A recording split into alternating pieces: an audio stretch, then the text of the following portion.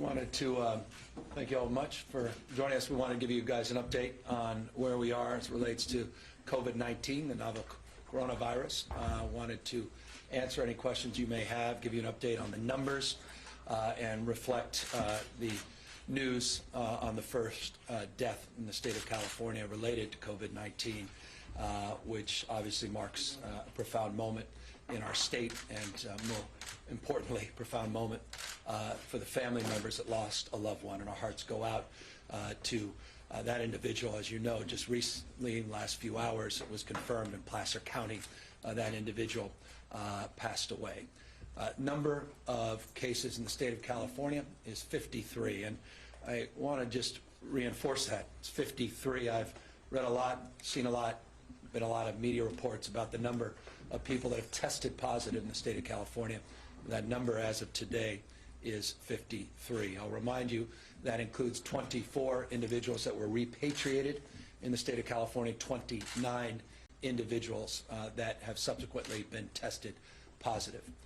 As you know, we moved into the phase of repatriation going back early part of January, more formally at the end of January is the first phase of our engagement as it relates to the novel coronavirus. The second phase of that was monitoring people that had come through both San Francisco International Airport as well as LAX. That number at the time, you may recall, was 8,400. Now we estimate that number to be closer to 9,400 people that we are monitoring in over 49, in fact, directly 49 counties in the state of California. So first phase of our engagement on the coronavirus, repatriation. Second phase, the monitoring of people that came in on commercial flights through those two international airports, and those are currently being monitored, again, by 49 jurisdictions in the state of California. That number now totals 9,400.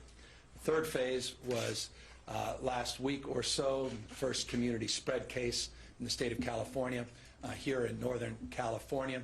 And as you know, community spread is no longer just the northern part of the state.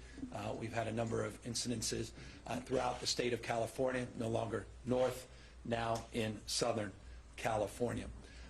We have accordingly, with this new ICU patient that passed away, entered into this next phase that has required me, under the circumstances, to advance a proclamation of a state of emergency in the state of California. This is not something that I say hyperbolically and shouldn't be reported as such. It would be incredibly misleading.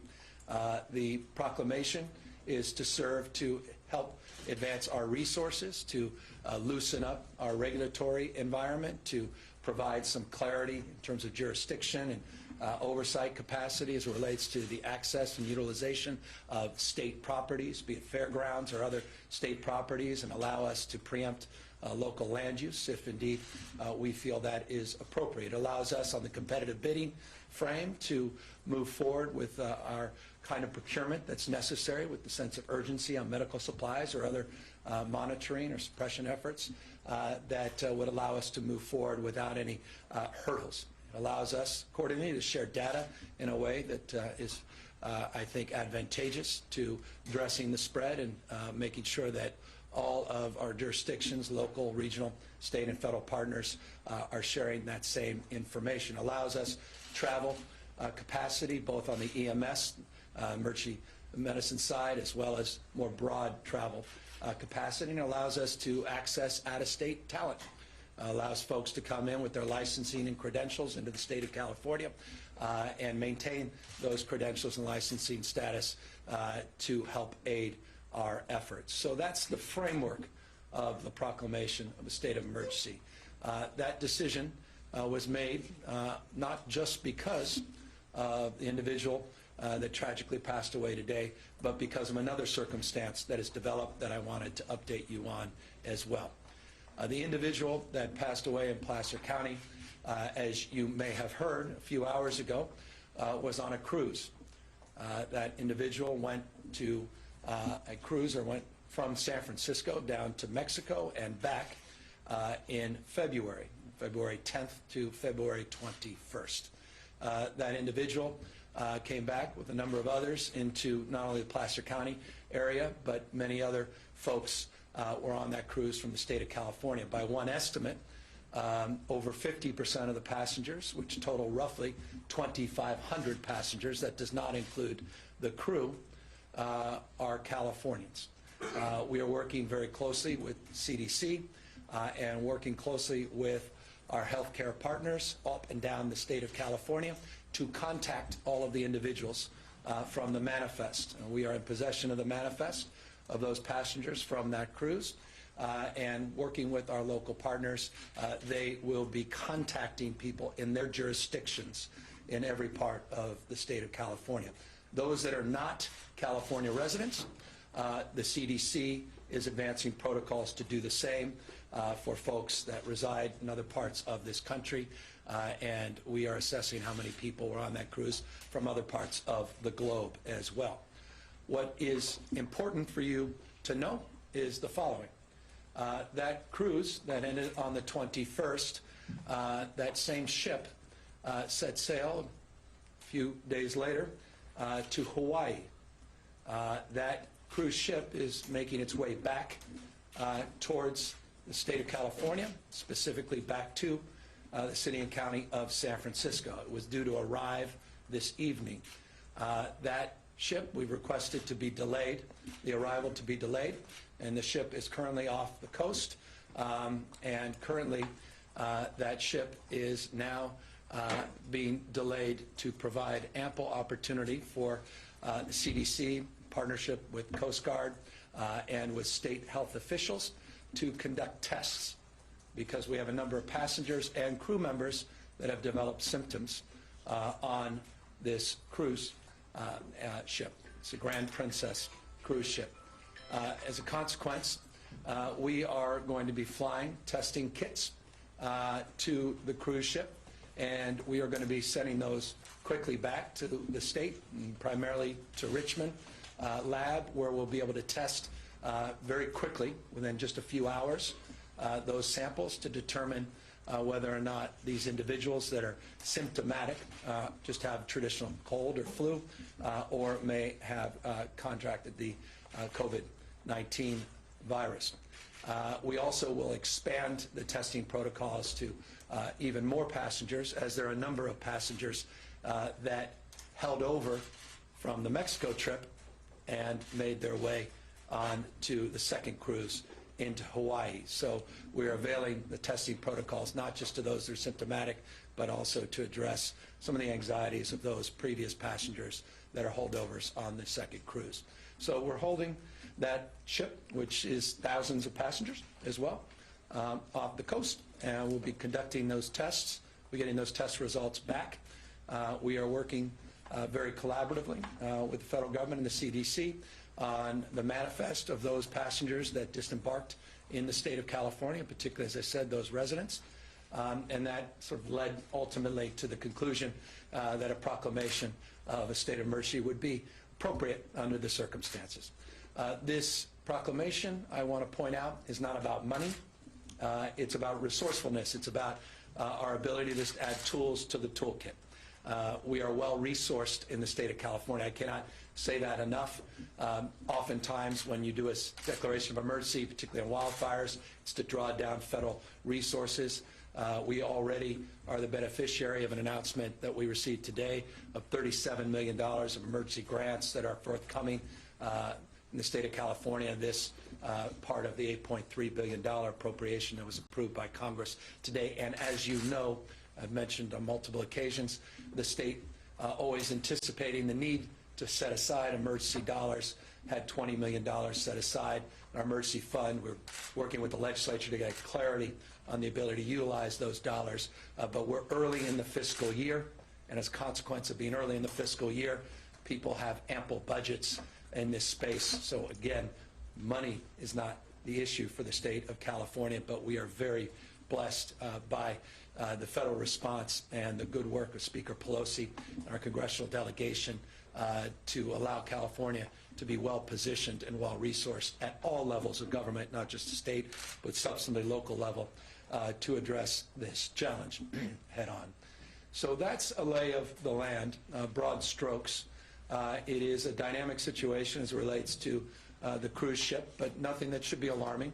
Appropriate protocols are in place, and as I said, the ship will not come on shore until we appropriately assess the passengers and appropriately assess the protocols and procedures once people make it back on to state land, state property. We are working closely with the City and County of San Francisco, the Port Commission, and of course the mayor and the mayor's office, and are grateful for their support and for their reasoned response to this. And as I noted, I want to just acknowledge that with 53 tested cases positive, this is no longer isolated in just one part of our state. This is broadly shared as a burden and responsibility up and down the state.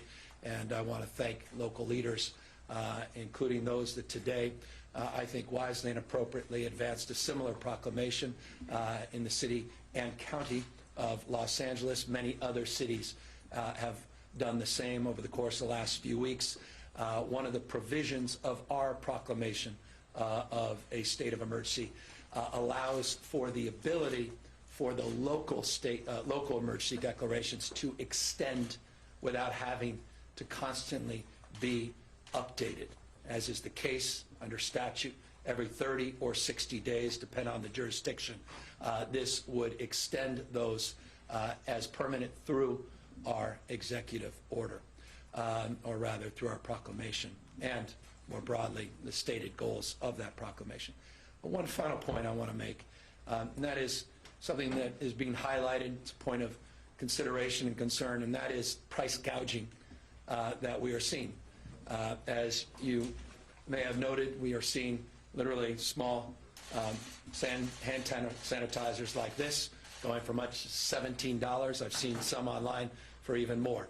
That's unconscionable. That's usurious. And we need to go after those that are price gouging, not just for hand sanitizers, but medical supplies and other equipment.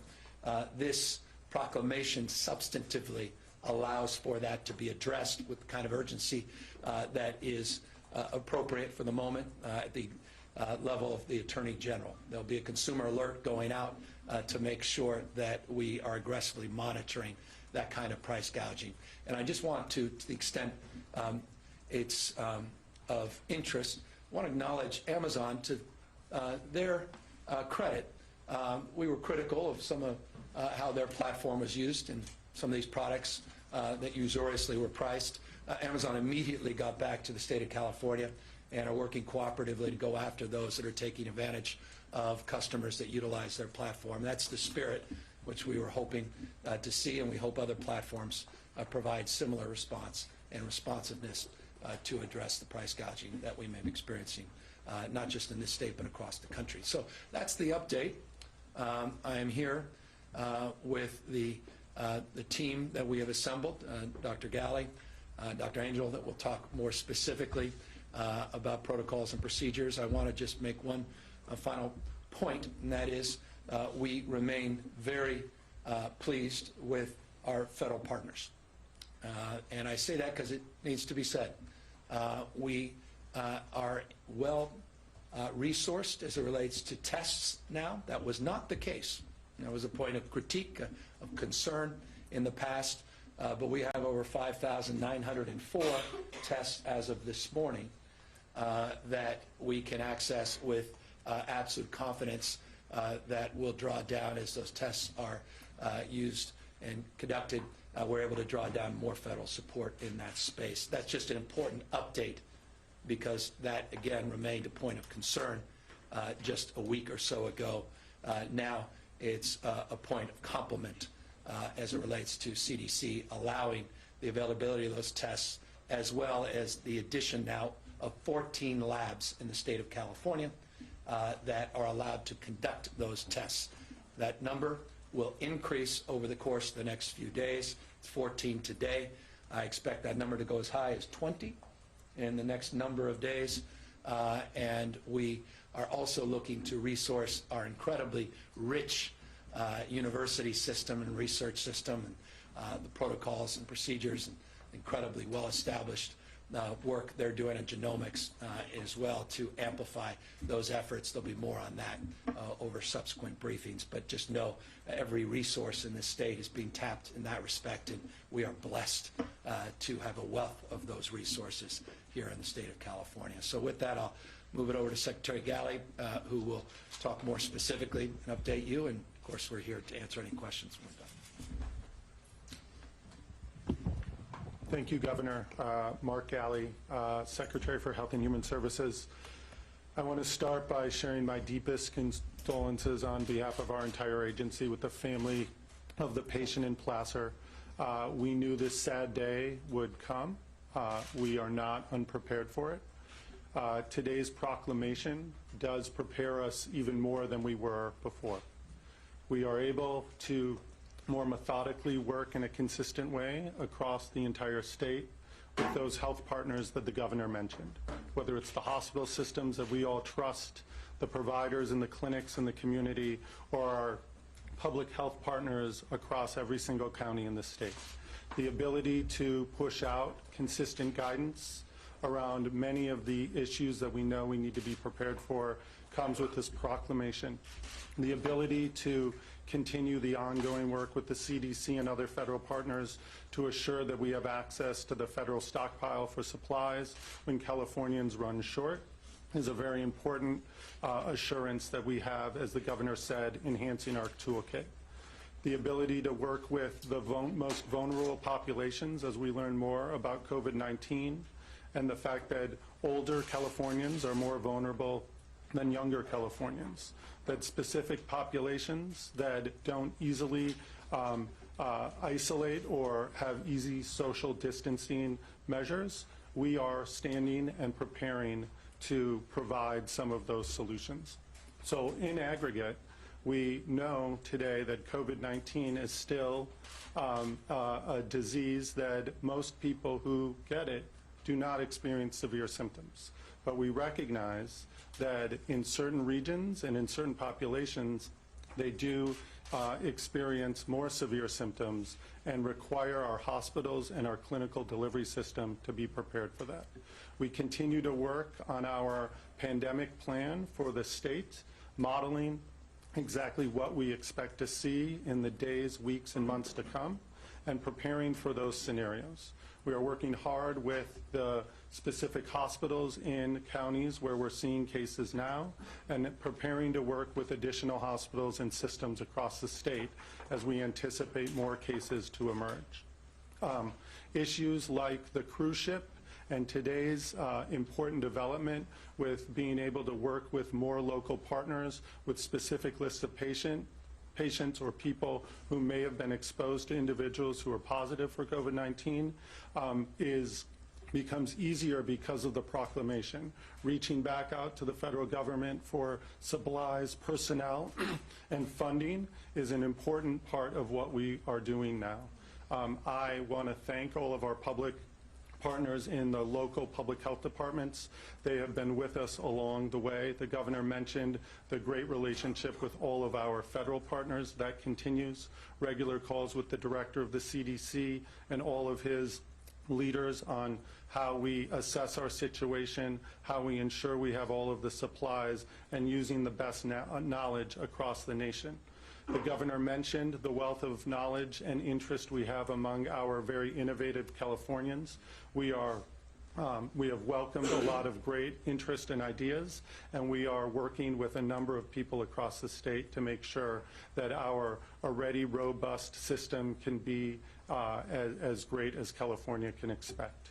I want to remind you that COVID-19, although we are here talking about our first death, that we know so many people who are going to be positive will not be this sick or nearly as sick as many of the folks we're reporting on in the press and in other reports.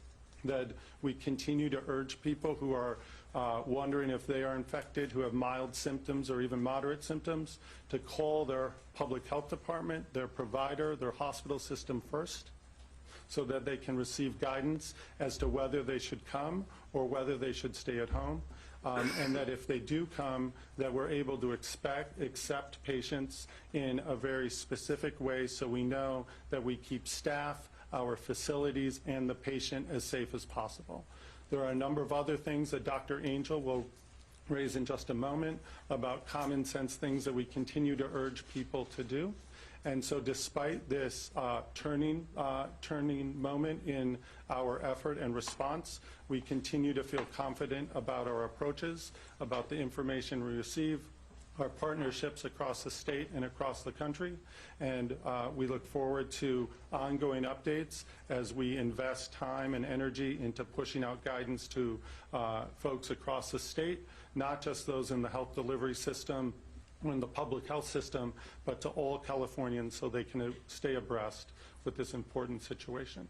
And so with that, I will turn it over to Dr. Sonia Angel, State Public Health Officer and the Director of the California Department of Public Health.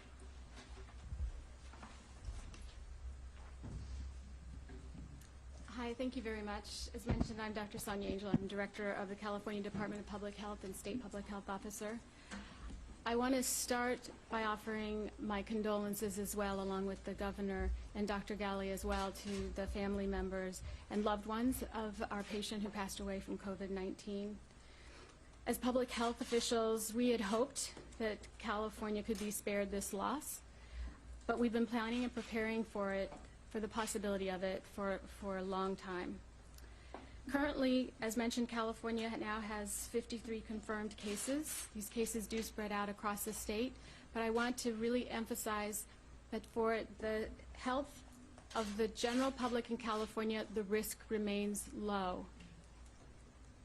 I know and I acknowledge that in Placer County this morning, the local health official noted that the risk in that community increased. This is a quickly evolving situation, and just as infectious diseases move across different populations at different rates, that indeed is also happening here. So while the risk to the health of the general public in California remains low, I encourage you to pay attention to notices from your local health authorities regarding the risk in your community. We will also alert you as risk changes in communities over time, but this is also not unexpected. As always, there are common sense precautions that we recommend that everybody take to protect themselves. These are things that we've been taught for a long time, and they apply here and now as they always have applied. And that is that you cover your mouth when you cough or you sneeze, you wash your hands frequently, and if you don't feel well, stay home. That's good for you. It's also good for your friends and neighbors, for your fellow employees, and for all of us. As Dr. Galley mentioned, I also want to just emphasize that if you don't feel well and you're concerned that you may have symptoms of COVID-19, that you indeed call your health care provider or your county health official first. Do not go directly to the hospital. It's very important, or to your doctor's office. It's very important that they understand your symptoms and they can advise you from there what the most appropriate thing is to do. Thank you. Thank you. And I want to bring up our OES director, who will talk about our pandemic planning and the tabletop exercises that are underway and the work we're doing to run scenarios on surge capacity, on procurement strategies, logistics, and the like, to give you a sense of the totality of our preparedness as it relates to this issue. Good afternoon, Mark Ghilarducci, and Governor's Emergency Services Director. Let me just start off by first joining the other speakers, offering our heartfelt condolences from the men and women of the Office of Emergency Services to the gentleman that passed this morning. Let me begin by saying, in the overarching efforts of coordinating the state's response and supporting the lead agencies, the Department of Public Health and our Health and Human Services Agency, we have brought together the various elements of the state family across all the state enterprise, begin the process of evaluating the existing pandemic plans, reviewing the capacities and the capabilities that exist within the state family through our partnerships with private sector and through our partnerships with local government, in our ability to make sure that in the various phases that will be occurring in the coming days and weeks, that we remain out in front of this particular situation as it continues to evolve. We know that this is a complex and evolving situation, and each day we are getting new information, but we're also anticipating that information so that we remain in a place where we are ready to respond effectively and in a coordinated fashion by pushing out appropriate supplies and commodities. And then in the event that a more broader activities or actions need to take place, we'll be ready to message those appropriately and support the communities and all of the public in California at large. Our State Operations Center was activated on Monday. We're going to be broadening that State Operations Center activation by tomorrow. Our federal partners from the U.S. Coast Guard and FEMA and the CDC will be embedding with us in our State Operations Center. There are a number of local operation centers that have also been activated. We're supporting those local emergency operation centers with coordination calls and information. We've actually deployed personnel out to embed with those local emergency operations center. And we received proclamations from at least 9 counties now throughout the state as they are responding to events that have taken place within the community associated with COVID-19. We're regularly doing conference calls with all of our both public health officials and our emergency management directors throughout all the counties in the state. And we're coordinating closely with our fire, law enforcement, and emergency medical services partners to ensure that they have all of the critical guidance and information that is necessary. And we looked at and are updating all the existing guidance we have to meet the current circumstances as they continue to evolve. Again, remaining out in front of this, being able to push out guidance, and there'll be continual guidance coming out for public safety, for schools, for healthcare workers, et cetera, through the Department of Public Health, et cetera. Over the last couple of days, we have begun to actually provide commodities to local governments that have made the request, predominantly N95 respirators for healthcare workers and other public safety personnel. We'll continue to do that, but there's a multitude of other cascading and complex needs, and so we are working closely with our local governments to meet those as necessary. Let me just close by saying that this is sort of a marathon, not a sprint. We're going to continue to be positioned to basically respond accordingly, and we really I ask that all Californians listen to your local public health providers. Make sure that you follow directions of basic hygiene, hand washing. Make sure it's a good time for all families in California, individuals, to check their emergency plan. Make sure you have supplies, the things that are necessary, like we normally talk about here in California. You live in sort of a disaster-prone state, and so we always talk about preparedness, and it's a great time to review your personal preparedness plan. With that, I'll turn it back over to the governor. Thank you. Just 2 additional points, and we'll happily answer any questions. Obviously, it needs no explanation, particularly with the difficulties and tragedies that have occurred in, north of us in our neighboring state. We are particularly focused and overlaying disproportionate amount of our energy on nursing facilities, senior centers, all other congregate living facilities as well, for people with developmental disabilities and the like. I was pleased to hear Vice President Pence speak to that as well today.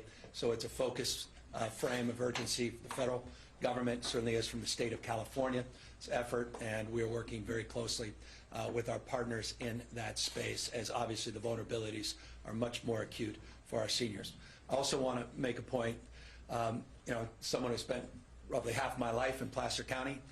It's a large landmass, it's a small community, and I know how impactful this has been, even beyond the direct impact of family members who have lost a loved one and friends to that broader community. And so we are very sensitive to the needs of rural California and rural communities, and we recognize our unique responsibility to do more to soften the edges and to make sure that we're present and prepared to meet their needs as well.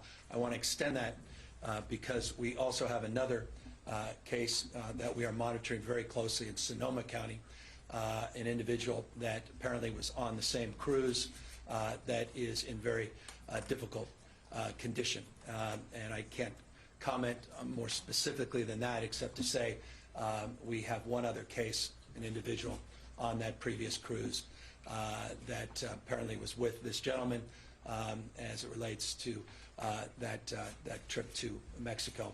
It gives you a sense of the enormity of weight, the human toll that this virus can take on the most vulnerable.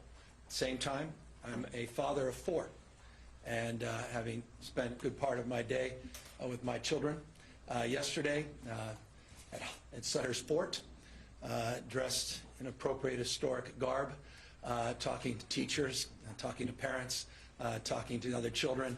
I have great confidence in our capacity to meet the needs of our children, and I recognize, as all of you and all the experts do as well, that we are in a position we can confidently say, based upon what's happened around the rest of the world, that our children, healthy, younger people, are in much better shape to withstand this virus than older individuals that have other complications. And I just say that again as a parent to calm the nerves of those that understandably are anxious. Final point.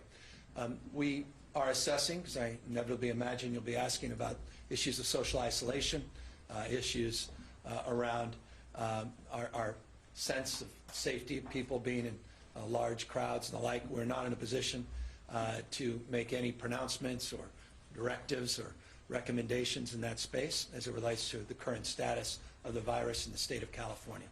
As I said, it's taken many shapes, and all of them, I'll repeat, all of them were anticipated, and all of them have occurred in the kind of sequence that has given us an opportunity not only to prepare but to respond. And so I just want folks to know that none of this takes us, sadly, by surprise, including the tragic loss of life today in Placer County. I'm pleased that the task force, the federal task force, will be convening in Washington State, and we look forward to continuing our work in partnership with the federal task force, and again, the remarkable partnership that we have well established with the CDC. We're happy to take any questions. Governor, any further consideration of more emergency regulations on cruise ships or ports along the California coast? I know you have this one cruise ship being held off the coast, but the conversations about after that? Yeah, I mean, clearly, we would be neglectful if we didn't consider those protocols with a different sense of urgency. I mean, there's just the magnitude of having a manifest with thousands of individuals, of which a majority are residents of the state of California, and of course, then the rest all across the country, no matter around the rest of the world. That's in addition to the number of crew on this ship, I think do require different protocols and procedures and consideration, particularly in ports call like the state of California, up and down our coast, and obviously other parts of this country. So that is certainly being reviewed with a deeper sense of urgency in real time, and I can assure you there's a reason that we didn't want the ship in the port of San Francisco in the state of California this evening, as was anticipated earlier, and we are working very closely to establish those new protocols in real time. So is there a timeline or a goal to have the Grand Princess fully assessed and tested? Yeah, we'll be able to get the testing kits out there very shortly. We'll be flying them out off the coast. As I said, we're now into a turnaround of roughly 4 hours for testing. We have testing facilities just right here in our own backyard. We have multiple testing facilities, but the one likely to be utilized happens just to be in Richmond. We'll be able to get those tests back. We have a few hundred that we'll be sending out in the first tranche, and we're working very closely with the CDC on establishing those protocols, Coast Guard as well. It's not our jurisdiction when individuals come in to the state, into our various counties, that it's in our jurisdiction, but it's certainly in our space of partnership and spirit, and we are going to have much more clarity on those that are symptomatic, whether or not they have contracted the virus or not, and we'll have a much better sense of what to do next. In other words, how long do you think the ship will be held? Once these tests are conducted, we'll get those back within hours, and then we'll make an appropriate assessment. The current status of the ship is off the coast. It's a day at least out in the natural course, so even if we decided to give them a green light, we'll have additional time. But this will provide as much time as needed to secure the safety of everybody on board, secure their health, and then more broadly, the community that potentially could be impacted by thousands of people disembarking and then going to many ports of call through airports, large and small, not only throughout the state of California, but all across the rest of the United States and around the rest of the world. Governor, for those passengers who have already returned to the state and were not still on that ship, Yes. are there concerns about whether we can actually contain this? Well, as I noted, there's two individuals, one that tragically lost life, another that we're monitoring, that we know were on the ship, that were on the manifest, confirmed. And we are monitoring, I think you may have heard of a number of people from Placer County, particularly were on a tour that were on the bus coming off the ship, off the cruise. And so those are particular interest. And I want to just let the folks know they may be watching this on the evening news themselves, learning about tragic death of someone they were on the cruise with that may not have been contacted, to contact their local health department, and we will quickly assess their needs and provide the appropriate support. By the way, I want to remind people, one of the more significant announcements was made today as it relates to the essential benefit now of a lab test. That's been an impediment for people that don't have resources to want to even access the test because they can't afford it. So I want to remind people in the state of California, our Medicaid in California is Medi-Cal. If you have Medi-Cal, it's reimbursed. If you have Medicare, it's reimbursed. If you have a private health plan, it's now an essential benefit. It's reimbursed. That is very significant. So people should not feel any anxiety about requesting and demanding the test. And the reason we are so focused on tests is we want point-of-contact diagnosis made available everywhere. And getting these tests out, not only the kits provide multiple individual tests, and getting those across our health delivery system is critical and gives us a better sense of what we're up against. Accordingly, there will be a point in time where it'd be nice to do community surveillance so we can more broadly assess community at large, not just individuals that have symptoms that are requesting the test.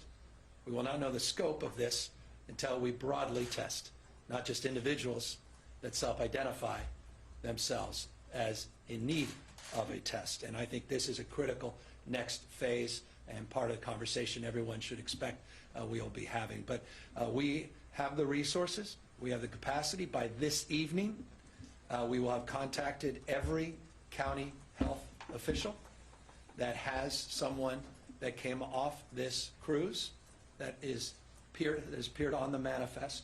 They will have their contact information, and they will begin the process to contact those individuals.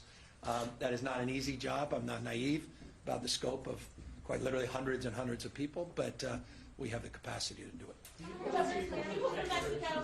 Sorry, Dad, was that? Do you believe people should take cruises these days? Are you recommending or? Let me answer that question in about 48 hours when we assess a little bit more of the facts around this. Look, there's obviously heightened anxiety, and that's heightened anxiety that we are quite familiar with in the state of California as we repatriated another cruise from overseas that experienced a similar outbreak and then quarantine. So this seems to be self-evident, more of a trend, and I think it's going to need to be dealt with head-on by the federal administration. And if it's not, we will certainly assert ourselves much more aggressively. Governor, did everybody that was on the cruise from Mexico, all of those passengers got off and the boat was completely empty, and then it turned around and went to Hawaii, or did some people stay? Some people stayed. Number of people are being stayed. So I mentioned the number of passengers and crew that have self-identified themselves as having symptoms. Could be cold, could be flu, not all necessarily any with COVID-19. But there are a subset of the passengers, very small in terms of the total. We have estimated anywhere 50 to 60, but give us some room on that as we get more details. that stayed over. Obviously, we'll want to test those individuals I mentioned. They would like to be tested as well. We don't know yet the number of crew members that may have transitioned, and we're getting that information in real time. We just are now in receipt of the manifest, and we are sharing, again, that manifest with local partners and also sharing the workload with our federal agencies. And in real time, that information will be coming back, and we'll be able to answer that more specifically. Just to clarify a couple details about the cruise. So it's currently a day out, you said, and is docked? Well, we anticipated it was going to be docked in the city and county of San Francisco at its port later this evening. We requested that be delayed, and I think, and not surprisingly, that's the case. They're not nearby. They're not just right outside the Golden Gate. They're not just sitting right off the pier. They're quite a distance out on the coast. And so I give you a rough estimate, but you know, every moment I imagine they're making their way closer, but they will not dock out in international waters, but they'll be a distance away until all the testing and the new protocols and regimes are put into place to secure then their arrival. The question is, where do they arrive?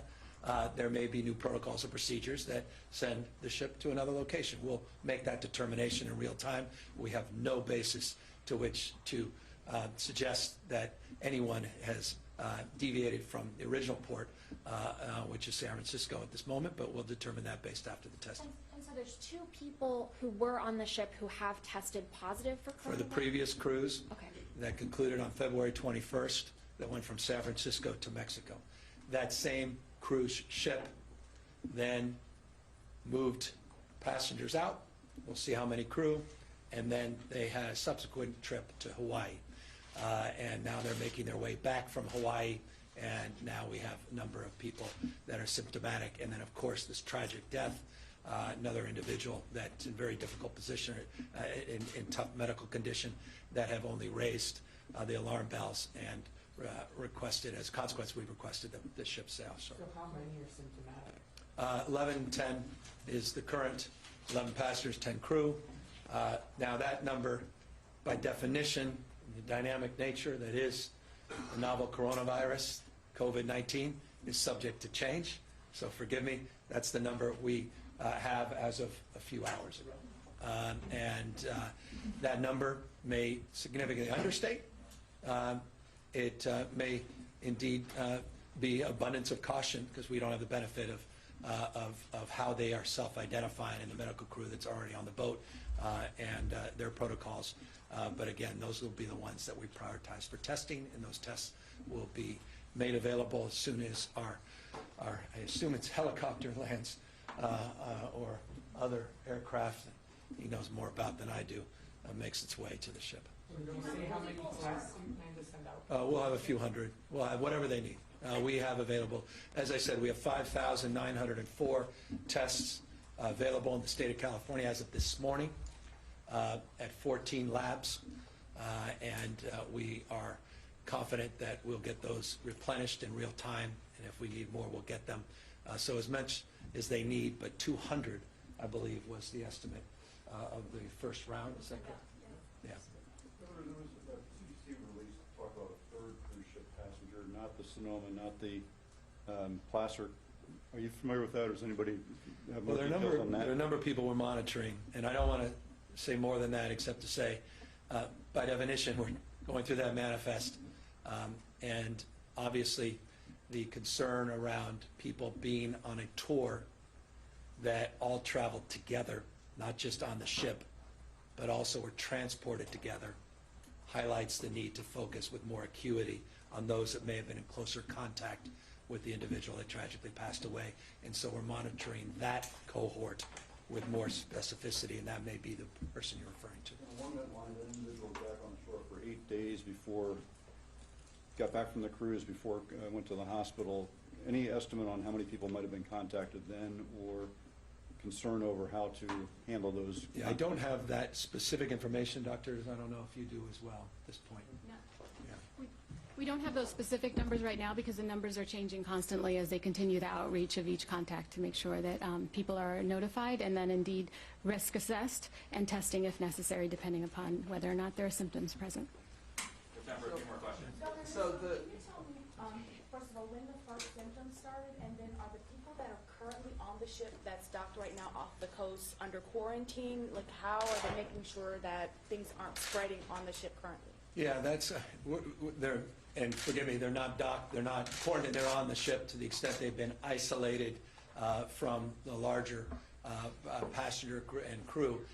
That we don't have details of, but again, those are being assessed, and that's been triaged on the boat. They have medical support on the boat, and obviously in partnership and advice and counsel from the CDC and their guidelines, and with the new testing protocols and our guidelines that will be well established and in place by the time these kits arrive, those will be determined. We'll have greater clarity quite literally in the next 24 hours on that. Governor, last week you said your administration was possibly identifying other parts of the state where you could intake people who, need the help that could be at risk of this. Is that work still underway? Have you identified any other parts? Oh, yeah, look, here's the good news. To the extent it's good news, it's all, it's just an update, perhaps. That's not even news. We have roughly 80,000 beds in the state of California, plus or minus. We have surge capacity that's well established from a protocol perspective, anywhere from 15 to as high as 20%. And we are assessing that surge capacity at a granular level. But in addition to that, reason for this proclamation of a state of emergency is not to alarm, but to enliven our capacity to assess other surplus sites and property. We first look at triaging those individuals that are currently in the system as the top priority. If you're looking to get an elective surgery, perhaps depending on geography, determination assessment, we may ask you to delay that for a moment. If you don't necessarily need to be in an acute setting and you're in a campus-like setting, many of these hospitals associated with other buildings, we would look to assess that capacity. Then we would get into more focused areas of looking at, for example, mothballed facilities. There's a number in Northern California, a number very large ones in Southern California. Large hospitals that are in incredibly good condition, that have struggled financially or in parts of a current merger or litigation, looking to access those sites. And then, as I spelled out in this proclamation, we are looking at state facilities, fairgrounds, and the like. So that gives you a sense of the totality of the inventory that we're looking at. We're well positioned, I think, to address even the more extreme planning scenarios that we are processing. Yeah.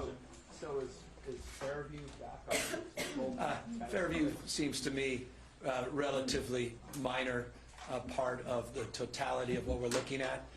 It may be, but there's an injunction. It's not off the table, but our table is significantly larger, I assure you, than Fairview. It seems rather small in hindsight. What about Sonoma State Hospital? Is Sonoma State Hospital? We're looking, I don't want to prescribe any specific, because there's a process to which we adjudicate the benefits, and we don't want to surprise people. And we're looking organically bottom up for that assessment. And the reason why is the protocols that are already in place require these surge assessments to be part of local pandemic planning. So they already have their protocols. They'll present those to us. We'll adjudicate them, we'll aggregate them, and we'll help prioritize them. So that may not be part of the larger menu. The development today was on the airport protections with the screener, the health screener down in LA. Any steps on that individual? Any concerns about the potential spread from aircraft? Yeah, I don't have any specific information about that individual, and none of us do at this moment. We're happy to update you on that as it avails itself, the information does. With that, we appreciate your attention, and we'll see you soon. Thank you.